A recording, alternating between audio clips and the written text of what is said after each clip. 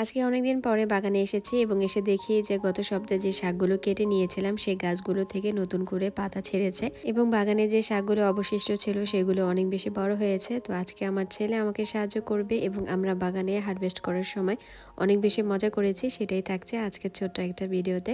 আসসালামু আলাইকুম সবাইকে, কি অবস্থায় সবার কেমন আছেন? আশা করছি সবাই অনেক বেশি ভালো আছেন। আজকে মা ছেলে দুজনে মিলেই চলে আসলাম বাগানে হারভেস্ট করার জন্য। আশা করছি আপনাদের সবার কাছে ভিডিওটা ভালো লাগবে। হাদিস চলে আসছে শাক কাটার জন্য। বসো, ছেলেকে শিখাই কিভাবে কাটবে জানো? খুশি নো, দাঁড়াও। এই যে এটাকে এভাবে ধরবা, ঝুড়িটা রাখো, করো এটাকে এভাবে, এই যে এই শুধু শাকের পাতাগুলি কাটবা, এই যে মাঝখানের এটা রাইখে নিবা, ঠিক আছে? গাম্বো নিচের টুক রাখবা। বিসমিল্লাহ বলো। এখন রাখো। আর একটু নিচ থেকে কাটলেও সমস্যা নাই। এই যে আমাদের গাছগুলি মাশাআল্লাহ এখন আরো বেশি সুন্দর লাগতেছে। এই যে ফুল অবশ্য কয়েকটাতে ছাড়ছে, বাট আমরা এখন ট্রাই করতেছি। এভাবে না বাবা, একটু ইয়ার থেকে কাটো। আমার ছেলে আসছে আজকে শাক কাটার জন্য আমার সাথে। এটা ছোট, এই যে বড়গুলো এইখান থেকে কাটো, এই যে এইখান থেকে কাটো, এই যে এইখান থেকে, এই যে এখান থেকে কাটো, যে এখান থেকে কাটো। হ্যাঁ, আমার ছেলে এখন কাটবে আর আমি ওকে হেল্প করব। কোনটা কোনটা কাটবে, যেগুলো বড় পাতা সেগুলো কাটবে। একসাথে এতগুলি না, একটা একটা করে ধরে ধরে কাটো। শাকগুলো মাশাআল্লাহ দেখতে এত বেশি ভালো লাগে। এখন আপাতত যেহেতু আমাদের এখানে ঠান্ডা, তো আমরা আর 2 মাস পরে কিছু গাছ লাগানোর চেষ্টা করব, কারণ এখন কিন্তু ঠান্ডা তেমনটা কমে নাই। গাছ লাগাবো না। আসলে বলতে এবছর গাছ লাগাবো। ওই যে দেখেন আমার করলা গাছ একদম মরে শুকনা হয়ে একদম ওইখানেই ঝুলে আছে। কিছু করার নাই, ছেলে কাটতেছে।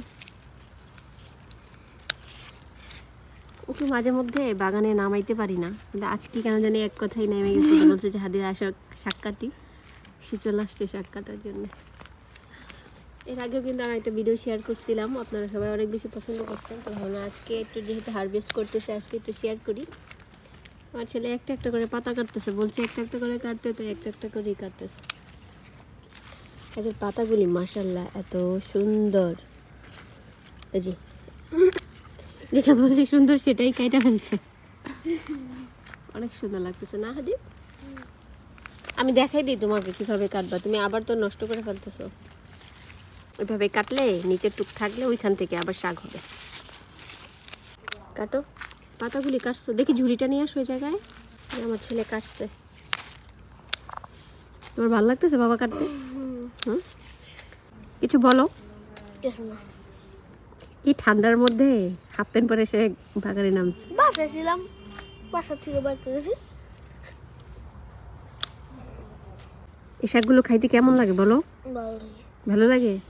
তুমি কয় নাম্বার দিবে এই শাকটাতে? নিচ থেকে কাটো, এই পাতা কাটলে নিচ থেকে কাটবা। হ্যাঁ কাটো, ওই সাইডে যে পাতাগুলো আছে সেগুলোও কাটো। আপু গাছ কেটে ফেলছো তো? পরেরটা কাটো, পরেরটা কাটো। আমি যেভাবে দেখাইছি যাতে যে এখান থেকে যেন আবার গাছগুলি হয় সেখান থেকে কাটবে। যে এভাবে ধরে যে নিচ থেকে কাটো এই পাতাগুলি। হ্যাঁ এই যে এখানটা বসো, কাটো।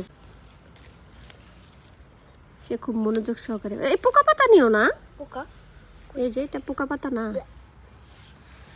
আমার ছেলেরে কাটতে দিছে, আমার বাগানে পাড়ায় মেরে ফেলবে এখন। যাও যাও যাও। এই যে আমার বাগানে পুরাটাই সরিষা শাক দিয়ে ভরা, এই সাইড দিয়ে। পারো কাটতে? সে এটুকু করে কাটছে, এতটুক। তোমার এই কাটা হইলে ওইখান দিয়ে যাইতে হবে আবার। কত বড় বড় পাতা, এগুলি কাটো না কেন? পরে যেটা কাটো।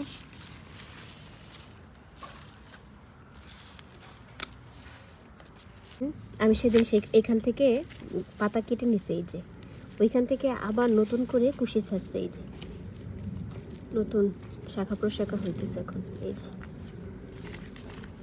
শুধু নিচ থেকে পাতার ডাল নিচ থেকে কাটো, কাটো একসাথে সবগুলি, অনেকগুলি কাইটে হাতে নাও।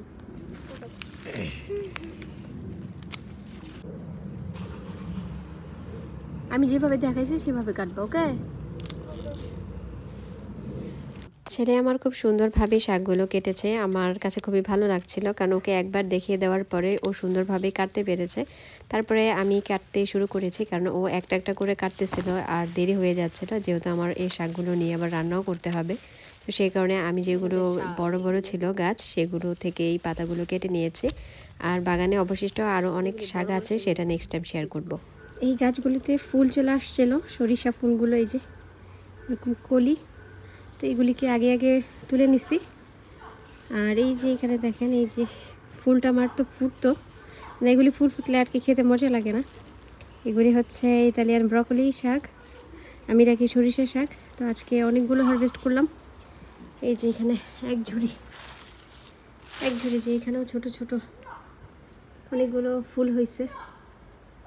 এই যে এই ফুলটা মনে হয় যে 8-2 দিন থাকলে এটা ফুটে যেত। এই যে উপর তো হলুদ হয়ে আসছে। তো আজকে এক ঝুড়ি সরিষা শাক আবার হারভেস্ট করলাম। ইনশাল্লাহ আবার নেক্সট টাইম আপনাদের সাথে ভিডিও শেয়ার করব। সবাই ভালো থাকবেন। আল্লাহ হাফেজ, আসসালামু আলাইকুম সবাই।